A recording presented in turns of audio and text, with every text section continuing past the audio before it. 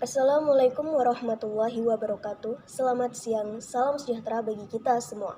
Dewan Juri yang terhormat, perkenalkan saya Weni Safira Az-Zahra dari delegasi SMA Negeri 1 Kendal sebagai pembicara pertama tim oposisi akan membicarakan mengenai definisi, latar belakang, serta argumen kami mengenai mosi debat kita kali ini. Dewan ini melegalkan penyimpanan sperma dan sel telur.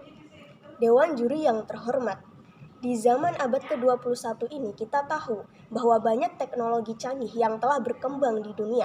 Salah satunya di bidang medis seperti penyimpanan sperma dan sel telur, di mana nantinya sel sperma dan sel telur tersebut akan disimpan dalam sebuah wadah yang nantinya dibekukan.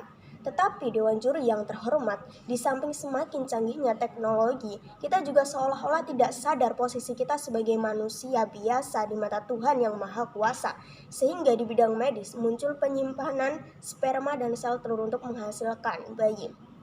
Dari latar belakang tersebut, mari kita ketahui sebenarnya definisi sperma dan sel telur terlebih dahulu. Dewan Juri yang terhormat, sperma adalah cairan yang mengandung sel-sel reproduksi laki-laki yang berukuran mikroskopis. Kemudian sel telur atau ovum adalah sel reproduksi pada wanita yang nantinya bersama sperma, sel ini berperan penting dalam proses pembuatan dan pembentukan janin. Kemudian penyimpanan sendiri adalah sebuah proses atau kegiatan menyimpan atau menahan sesuatu dalam sebuah tempat dalam jangka waktu tertentu. Penyimpanan sel telur dan sperma dilakukan apabila seseorang dikhawatirkan jumlah sel telur atau sperma berkualitasnya menurun di masa yang akan datang. Sedangkan saat ini orang tersebut belum menikah atau kalaupun sudah menikah ingin menunda kehamilan. Dewan Juri yang terhormat, mengapa mosi ini perlu diperdebatkan? Mari kita mengulas mengapa seseorang ingin melakukan penyimpanan sel telur dan sperma. Ditinjau dari indikasi sosial, sejumlah perempuan memilih prioritas pekerjaan atau karir ketimbang menikah atau memiliki anak, yang mengakibatkan ingin menyimpan sel telur mereka yang masih bagus, dan ketika sudah siap menikah atau hamil, sel telur bisa digunakan untuk program bayi tabung. Kemudian Dewan Juri yang terhormat, lantas seperti apa prosedurnya dalam melakukan penyimpanan sel telur dan sel sperma tersebut? Tentunya yang pertama adalah mencari dokter yang berpengalaman dan mencari klinik kesuburan atau rumah sakit yang benar-benar mengetahui prosedur pelaksanaannya. Tetapi tak jarang banyak orang-orang yang salah dalam memilih klinik. Karena di Indo sendiri juga masih jarang klinik kesuburan yang benar-benar berkualitas dan bagus. Ditambah biayanya pun cukup mahal, yang apabila proses tersebut gagal tentunya akan kecewa. Dan jika berulang-ulang kali dilakukan dan gagal tentu akan sangat kecewa dan nantinya akan putus asa dan berpengaruh kepada mental. Kemudian menyinggung masalah mental. Seberapa besar tingkat keberhasilan program ini nantinya akan sangat bergantung pada mental seseorang. Program penyimpanan sel ini tentu dipengaruhi oleh berbagai faktor, termasuk mental dan kondisi kesehatannya. Dewan Juri yang terhormat, kemudian persiapan biaya. Biaya yang dikeluarkan untuk proses ini tak lain sekitar 150 juta rupiah untuk keseluruhan prosedur, serta sekitar 75 juta per tahun untuk penyimpanan sel telur.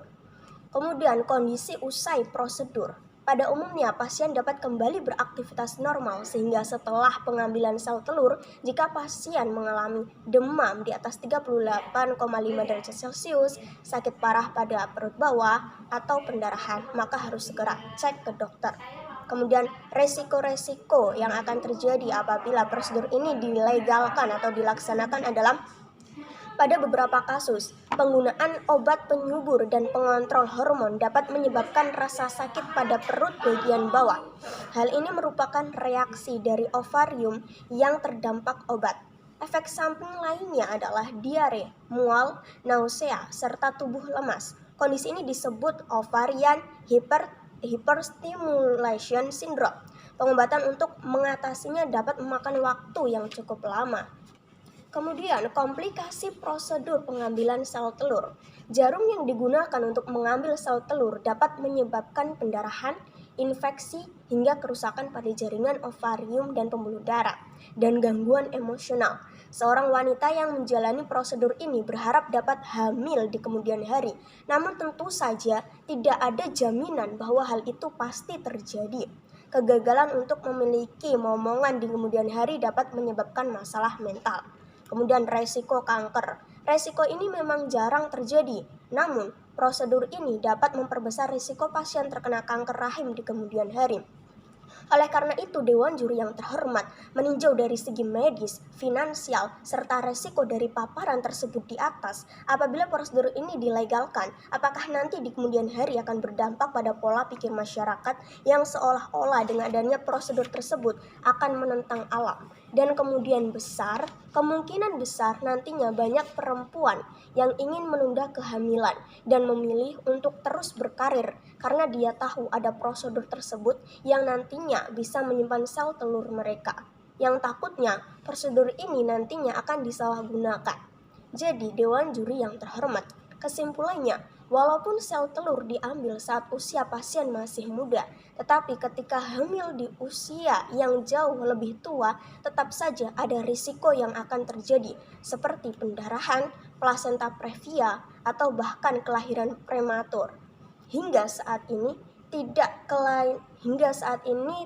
kelainan yang ditemukan pada bayi yang lahir dari proses pembukaan sel telur. Menimbang dari beberapa hal di atas, oleh karena itu, saya secara tegas tidak setuju dengan mosi debat kita kali ini, yaitu Dewan ini melegalkan penyimpanan sel telur dan sel sperma.